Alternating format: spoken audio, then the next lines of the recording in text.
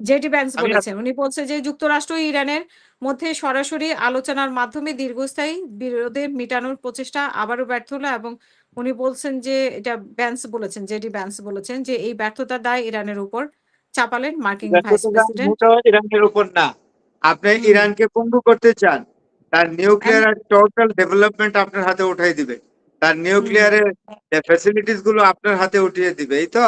তাকে uranium N develop করতে দিবেন না। আর ইসরায়েলের ব্যাপারে আপনি একটি মানে শব্দ প্রয়োগ করবেন না। আপনি ইরানের উপর হুম, আগে আক্রমণ করে ইরানের ইনফ্রাস্ট্রাকচার ধ্বংস করেছেন, অর্থনৈতিক বিরাট ক্ষতি সাধন করেছেন, তাহলে আপনি যুদ্ধের ক্ষতিপূরণও দিবেন না। আপনি মাগনা খাইতে চান পয়সা ছাড়া, পয়সা ছাড়া খেতে খেতে আর পরের সম্পদ লুট করতে করতে আমেরিকার জিব্বাটা অনেক বড় হয়ে গেছে না? তো ইরান এই মুখটা চেপে ধরেছে আমেরিকার, এতেই জেডি ভেন্স এইসব কথা বলেছে। আমি জেডি ভেন্সকে বলবো যে বাবা, তোমার এতই যদি মানে মানে তুমি তো জানোই যে ইরান এগুলো মানবে না, তো তুমি এসছো কেন? তুমি একটা হুম, হুম, হুম, প্রকৃত রাষ্ট্রের ভাইস প্রেসিডেন্ট, তোমার সুযোগও আছে, হয়তো প্রেসিডেন্টও হইতে পারো। ডোনাল্ড ট্রাম্প যদি নভেম্বরের 5 তারিখে যে ইলেকশন হবে, কংগ্রেসের ইলেকশনে যদি ইমপিচড হয়ে যায়, প্রেসিডেন্ট হবে, তো তুমি কেন আসছো? তোমার যদি কোনো গাইডস হুম, না থাকে, তোমার নিজস্ব কোনো ভয়েস না থাকে। আমরা যতদূর জানি জেডি ভেন্স তো নিজেও যুদ্ধ চায় না, যুদ্ধ বিরোধী হুম, মানুষের হুম। একজন উনি। তাইলে উনি কেন ট্রাম্পের কথা এইসব শোনে? আমার তো প্রশ্নটা সেইটা, তাই না? ওনাকে তো তো আমরা আবার ভালোই মনে ইরানকে করতাম। দোষারোপ, কিন্তু উনি ইরানকে হুম, ইরানকে দোষারোপ করে কেন? এটা তো কূটনৈতিক ল্যাঙ্গুয়েজ না। বলে যে হুম, এইভাবে বলতে হুম, পারতো যে এখন আমরা কোনো নেগোসিয়েশনে যেতে পারলাম না, তবে আশা আছে ভবিষ্যতে আমরা পারবো। সেটা তো বলতে হবে হুম, নাকি? হুম। সেটাই। উনি সেটা যেটা বলতে হবে না? বলেছেন যে ইরানের আলোচকরা যুক্তরাষ্ট্রের প্রস্তাবিত শর্তগুলো মেনে নিতে অস্বীকৃতি জানিয়েছে। তো অস্বীকৃতি তো জানাবেই।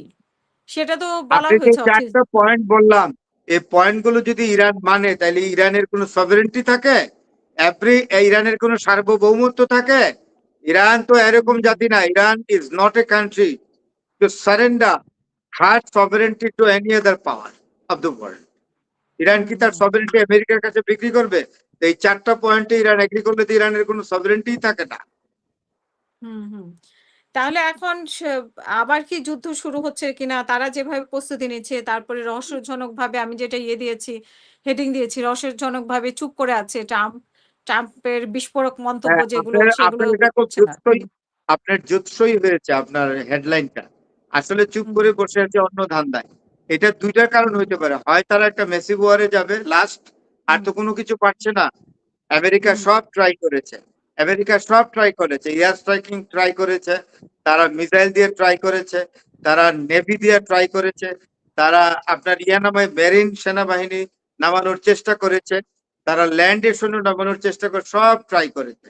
এখন তারা চাচ্ছে শেষ বেশ একটা মেসিভ যুদ্ধ হয়, এটাও হইতে পারে। অথবা এই ডিলটা এখনো ডিলে এগ্রি না করে গিয়ে আর সৈন্য সমাবেশ করছে, বা যুদ্ধজাহাজ আরব সাগর কিংবা আপনার পার্সিয়ান গালফে জড়ো করছে ইরানকে প্রেসার করার জন্য, মনস্তাত্ত্বিক প্রেসার। সেটাও হতে হুম। পারে। এখন ওয়েট এন্ড সি। এখন তারা কি করে সেটাই এখন দেখার বিষয়। তো আপনার কাছে কি মনে হচ্ছে তাহলে এই পরিস্থিতিতে এখন কি আবারও কি আলোচনা হতে পারে? নাকি এটার মধ্যে দিয়ে যুদ্ধ আবার শুরু হতে পারে? আসলে কূটনীতির কোনো শেষ কথা নাই। There hmm, is no last word in diplomacy. তো সুতরাং হুম, আমি আশা করব, ডোনাল্ড ট্রাম্প তো আসলে হেরে গেছে, মূলত হেরে হুম, গেছে, ডোনাল্ড ট্রাম্প হেরে গেছে। ইরানের হাতে ডোনাল্ড ট্রাম্প হেরে গেছে, এটা বিশ্ববাসী সবাই জানে। ইউরোপের দেশগুলো এগ্রি করেছে। ডোনাল্ড ট্রাম্প শুধু হেরেই যায় নাই, একা হয়ে গেছে, ইসরায়েলও একা হয়ে গেছে। ইসরায়েলের এই যে আপনার ইসরায়েলের উপর যে এই যে অ্যাগ্রেসিভ অ্যাটিচিউডে শুধু আরব বিশ্ব না, আপনার, হুম, আমি যেটা বলবো যে ইউরোপের দেশগুলো ক্লান্ত হয়ে গেছে। সুতরাং ডোনাল্ড ট্রাম্পের বিদায়টা হবে করুণ, অসম্মানজনক। আমি মনে করি হুম, সময় আছে। একবার ডিল শেষ হয়ে গেছে তো অসুবিধা কি? আবার ইসলামাবাদে আসো।